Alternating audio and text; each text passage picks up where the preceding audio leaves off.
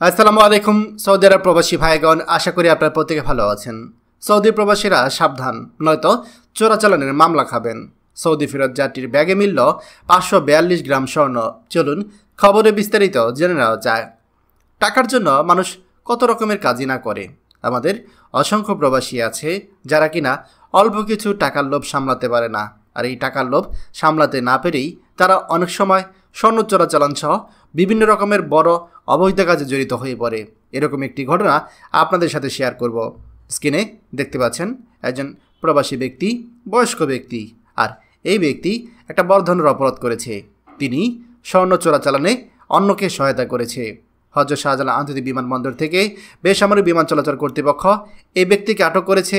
জাতীয় নিরাপত্তা গোয়েন্দা NSA সংস্থা তারা তত্ত্বাবধানে এ সময় তার কাছ থেকে 1250 রিয়াল সৌদি মুদ্রা এবং বিভিন্ন স্বর্ণালঙ্কার ও 3টি স্বর্ণের বার সহ মোট 542 গ্রাম স্বর্ণ উদ্ধার করা হয়েছে। জানা যায় যে ঢাকা সৌদি এয়ারলাইন্সে রিয়াদ থেকে আসার সময় আলামিন নামে এক প্রবাসী তাকে এইসব স্বর্ণালঙ্কার হস্তান্তর করেন। তিনি এগুলো বিমানবন্দরের বাইরে অপেক্ষমান লিটন নামে এক ব্যক্তির কাছে পৌঁছে দেওয়ার বিনিময়ে 1250 সৌদি রিয়াল প্রাপ্তির কথা স্বীকার করেন। আর এটাই তার সবচেয়ে বড় অপরাধ ছিল। আপনারা জানেন যে স্বর্ণ চোরাচালান, স্বর্ণ পাচার, এই কাজগুলোর সাথে যারাই জড়িত থাকবে, আপনি নিজে করেন বা আপনি বাহক হিসেবে কাজ করেন অথবা আপনি তাকে সহায়তা করেন, যেই করবে সেই অপরাধী। আর এই অপরাধের সাথে আপনি জড়িত হলে আপনার কোনো রকম কোনো ছাড় নেই। এই ব্যক্তি তিনি টাকার লোভ করে এই যে 542 গ্রাম স্বর্ণ তিনি এটা নিয়ে এসেছিলেন এবং এটা পরবর্তীতে কর্তৃপক্ষ তাদেরকে ধরতে পেরেছে। এখন এই যে মামলা হবে, এই যে জরিমানা হবে, এই যে জেল খাটতে হবে, এই সব কিছুই কিন্তু এই বয়স্ক ব্যক্তিকেই করতে হবে।